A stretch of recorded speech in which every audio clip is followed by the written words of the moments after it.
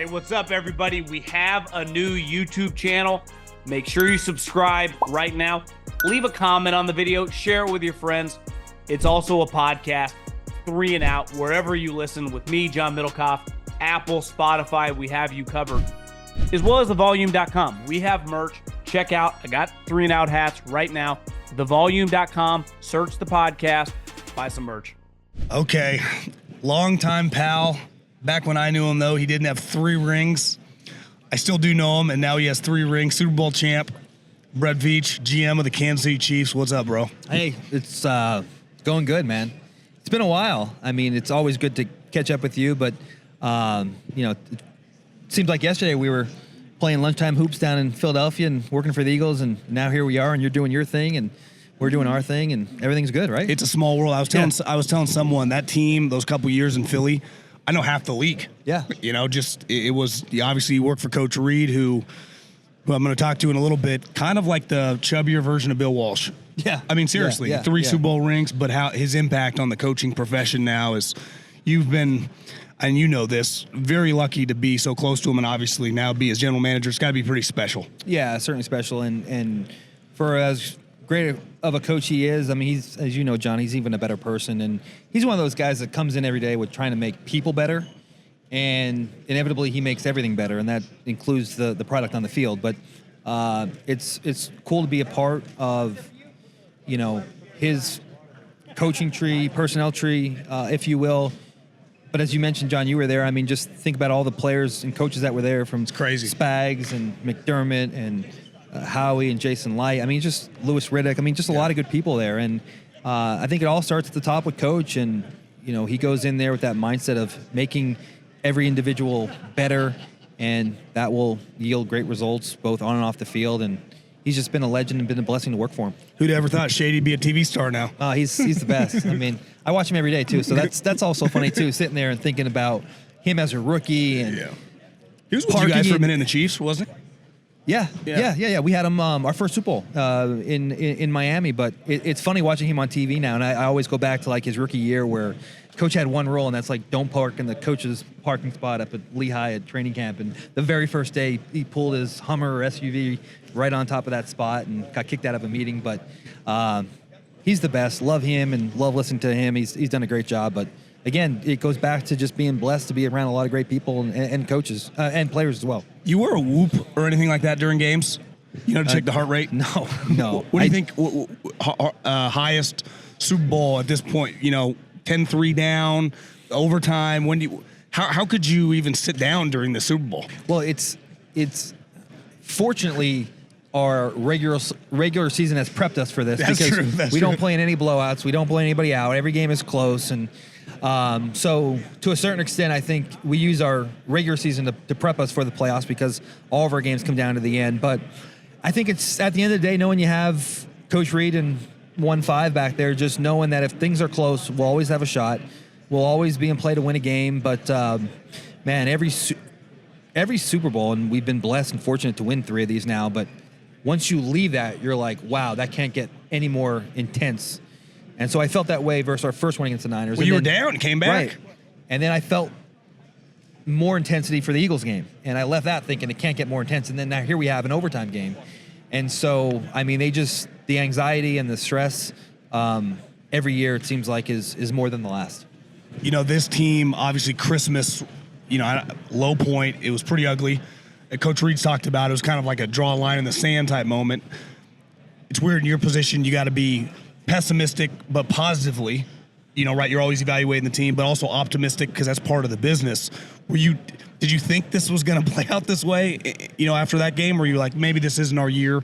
There's nothing wrong with it. The Patriots didn't win them all. Right. Well, I mean, I think after that game, it was a defining point in our season, and had a chance to talk with, obviously, Coach Reid after every game, and then spoke with, I think, Coach Nagy on Monday. And what we talked about was, all right, let's just be the best version of ourselves. And we're not the team that we used to be, and we're not going to just roll the ball out there and score 40 points, but we still have Pat Mahomes. We still have a really good offensive line. We have some great players on this team, and we have a great defense. So let's get back to square one. Let's do things that our players are great at. And, so it's almost like that mindset of just going back to the basics. And I know it sounds simple and it sounds cliche-ish, but, let's go back to day one, install one, concepts that players understand. Just let these guys play fast.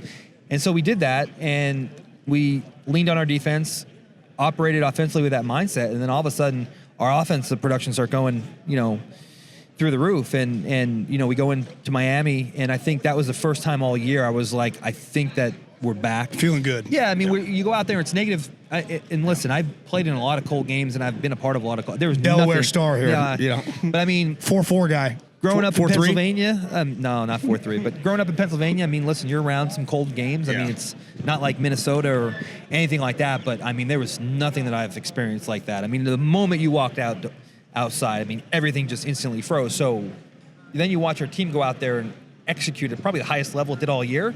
I think you had a sense there, look, we have a tough road ahead going to Buffalo, going to Baltimore. But this team is locked in, they're focused, and then we just rode that wave of momentum right through the playoffs. Is this the hardest run? Obviously, after that Miami, your first 2 road games, playing Josh Allen, plays really well against, I mean, he's a great player, but plays really well against you guys. And then that Baltimore team, I thought, talent-wise, had to be one of the best rosters in the NFL. I mean, is it almost more validating to win on the road in a weird way? I think it is, and you guys got spoiled, play a lot of home games. I mean, listen, there is an advantage to have a bye week, and there is an advantage to only having to win one game, and boom, you're in the AFC Championship game. I mean, to have to start off wild card weekend and then go to 2 of the toughest places to play in the NFL. I mean, you're talking about going to Buffalo, playing a great Josh Allen-led team, and then a week later have to go to Baltimore. And, I mean, obviously everyone knows what they accomplished this year, just a powerhouse. So I think what you take the most pride in is this wasn't one of those years where we kind of backdoored our way in. There was 3 upsets, and we had the benefit of just beating some lower teams by virtue of upsets. No, we had to do it the hard way, and we had to beat an explosive offense in the Miami Dolphins, and we had to play right off the bat in wildcard weekend, and then we had to go to Buffalo, then we had to go to Baltimore, and then play the number 1 seed, the San Francisco 49ers in the NFC. So if you weren't the best team in the league, you can't do that. Like, you can't accomplish that unless you're the best team in the league, and that's why it's so validating and so exciting for us as an organization to know that we took the league's best shots at every level, and we were able to come out on top. You're relatively famous, obviously the GM, but because of your connection with Mahomes and how much you loved him.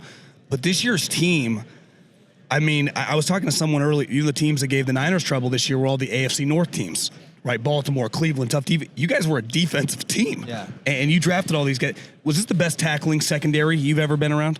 All those guys hit. Yeah. No, listen, it was the best secondary I've been around, and that's because you have 2 studs in LJ and Trent McDuffie. And then the safety play was great, and we lost Brian Cook, but Mike Edwards came in and helped us out.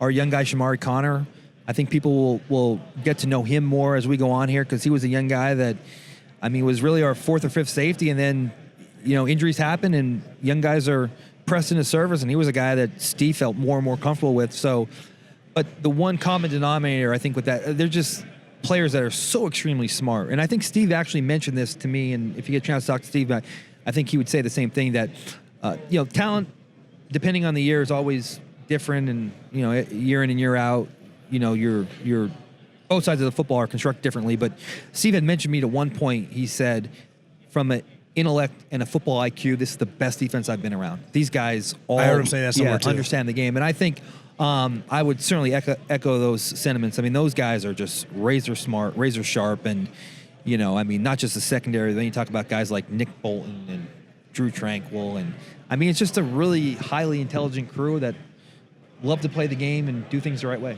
Well, since we're at the Combine, obviously, when you traded Tyreek and got the haul back, it's one thing to trade a player like that and get a lot, but then you got to make the picks. Yeah. And if I remember correctly, you might have traded up a little bit to get McDuffie, but when you isolated McDuffie as a guy that you really liked, when did it start for you? I'm sure you watched him during the fall, but just explain to me the scouting process, because now he has to be one of the best young DBs in the league. I don't think that's debatable. He's one of those guys that, and you know how this is, John, because you've been a part of this for a long time, and he's one of those guys that you spend hours going through multiple scenarios at your picks, and I think that year, because of the trade, we had 2.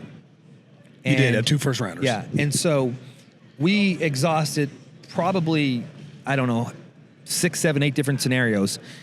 none of which included McDuffie, because we just felt like he was not going to be, we had a window where we had 2 picks late in the first round, and we knew with one of them we can maybe move up 5, 6, 7 spots, but we have to keep our picks, so we can't go into the top 10, and we're not going to be able to trade all these resources. So there's a window here, and we went through a bunch of players that we thought might be still alive in that window. He was not one of them.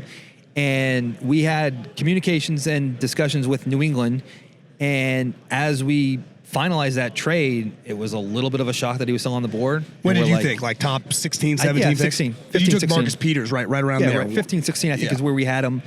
Most of those times when you project those guys to go 15, 16, they usually go 10, 11, 12. Especially at corner. Yeah, we're thinking worst case 15, 16. Yeah. And so I think that pick was 21? Yeah, you traded up. So we were in conversations with New England to potentially trade up, and we're looking at the board and we're like, oh my God, he might make it there. And we were certainly fortunate that happened, and then we were equally excited or hopeful that George Karlaftis wouldn't be selected, because he's one of both those guys. And listen, if there would have been a huge run on corners, we may have traded up for George, because we felt that way about George too. So that's one of those things where the stars aligned, and we were able to get 2 great players that we wanted from the start of the day, and it worked out that they're both here, and they're both been in the league for 2 years, and they both have 2 Super Bowl rings. Do you think that's a key to your success then, drafting, is like isolating specific players and not doing as much like 3 or 4 guys? Like, no, these are 2 or 3 guys, and obviously it has to be, you're not going to like the guy that's going to go number 2 when you're drafting 32nd, but have a decent idea,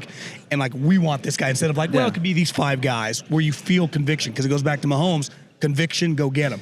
McDuffie, conviction, Karlaftis, go get them. And now they're part of your Super Bowl champion teams. Yeah, I think early on. I mean, that's especially have to operate. Harder later in the draft. It's harder later in the draft. And, I think when you get into those stages, you're banking on traits and maybe untapped potential. But early on, you only have so many cracks at these guys. And, if there's a window that makes sense, that's realistic, then identify this is who we want. And if we're able to do that, and listen, we tried to do it last year. I think we tried to move up and we couldn't get it, so we stayed put. But we weren't just moving up, as you pointed out, just to move up. No, we were moving up. Player. We wanted a specific player.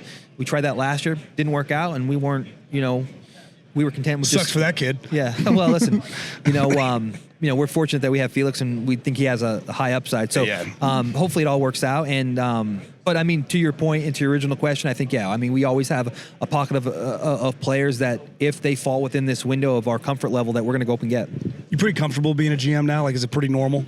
Yeah, I mean, the only thing is I'm still not great at the media stuff, but pretty good. I mean, it's easy to do stuff with you because of our prior relationship and going back to our days in Phillies. But cutthroat negotiations, like your strength. Yeah, no, it's Does that you get used to that, dealing in that? No, I mean, listen, it's tough because you have these players and you see them so much; they're part of your extended family, and you have emotions and feelings, and you want to always do what's best for everyone. And I mean, you like to keep all these players, and you just because of the way everything is set up, you can't do it. And so that's every team, and it's one of those coach speeches every year. Every team is different. No team will ever be the same, and that's tough because you see these players and their sacrifices and what they mean to you on a personal level, but also on a professional level, and helping this team reach these unbelievable heights. And so that's always tough this time of the year, to try to get deals done, but also have to say goodbye to some players that you developed a relationship with. So